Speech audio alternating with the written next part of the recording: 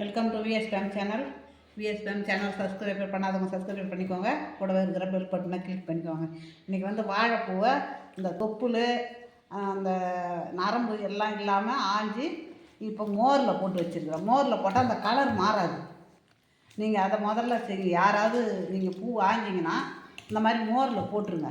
அது எவ்வளோ நேரமாக இருந்தாலும் பூ அப்படியே பச்சை பசேர்னு இருக்கும். நல்லா பார்க்குறதுக்கு ஃப்ரெஷ்ஷாகவும் இருக்கும். இப்போ இந்த பூவை கொஞ்சம் சும்மா நம்ம காலிஃப்ளவரை சுத்தண்ணில் போடுறோம் இல்லையா, அதை மாதிரி போட்டு அப்படி கொஞ்சம் தண்ணி இப்படி கொதித்த உடனே எடுத்துடணும்.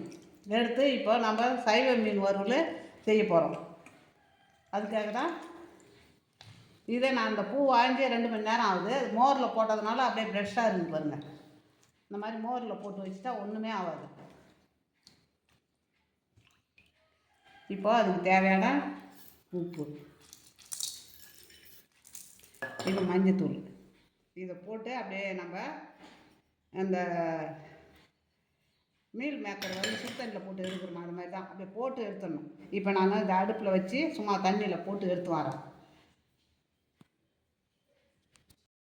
இப்போ பாருங்கள், தண்ணியில் அப்படியே கொதிக்கிற தண்ணியில் அப்படி போட்டு எடுத்தாச்சு. அப்போ அதனால தான் இது வளையலை, இல்லைன்னா வளையும். அப்படியே நல்லா இருக்குது பாருங்கள்.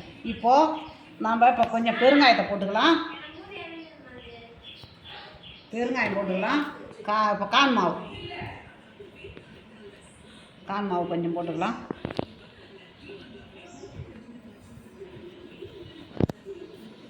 இப்போ கடலை மாவு,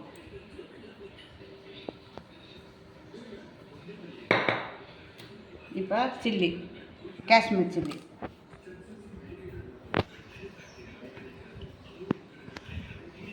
இப்போ அதுக்கு தேவையான ஏற்கனவே நம்ம உப்பு போட்டுட்டோம். பூவுக்கு உப்பு போட்டு தான் வேக வச்சோம். இப்போ போட்டுக்கிற அந்த மசாலாவுக்கு மட்டும்தான் நம்ம உப்பு திட்டமாக போட்டுக்கலாம்.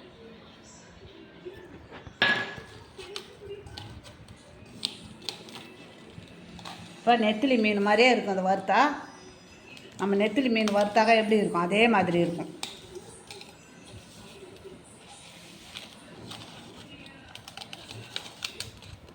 பாருங்க, அப்படியே இப்படி தான் அழுத்தம் கொடுத்து பேசவே கூடாது.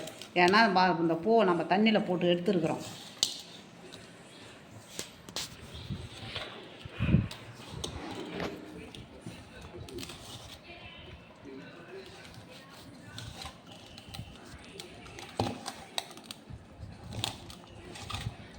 நம்ம இன்னும் கூட கொஞ்சம் போட்டுக்கலாம் கடலை மாவு.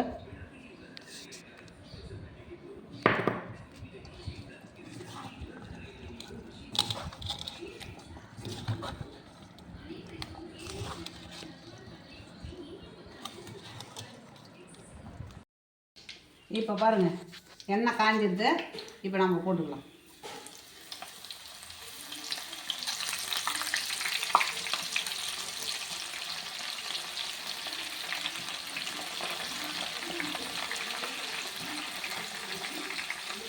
கொஞ்சம் கொஞ்சமாக போட்டு நம்ம எடுத்துக்கலாம்.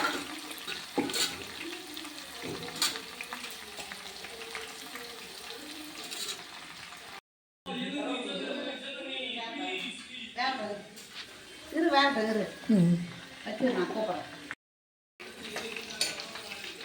இப்போ வெந்துடுத்து பாருங்கள். அப்படியே நம்ம நெத்திலி மீன் மாதிரியே இருக்குது பாருங்கள். இந்த மாதிரி தான் நம்ம வாழைப்பூ வறுக்கணும். இப்போ சைவ நெத்திலி மீன் ரெடி ஆகிடுது.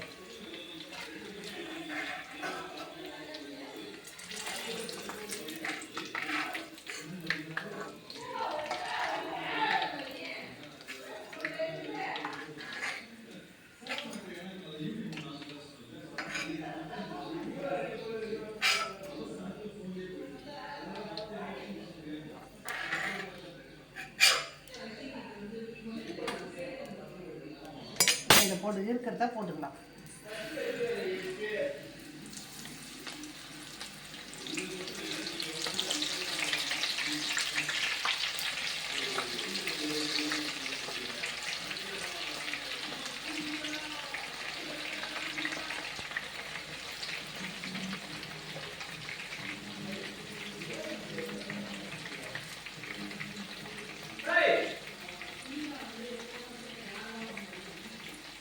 அவ்வளோதான்.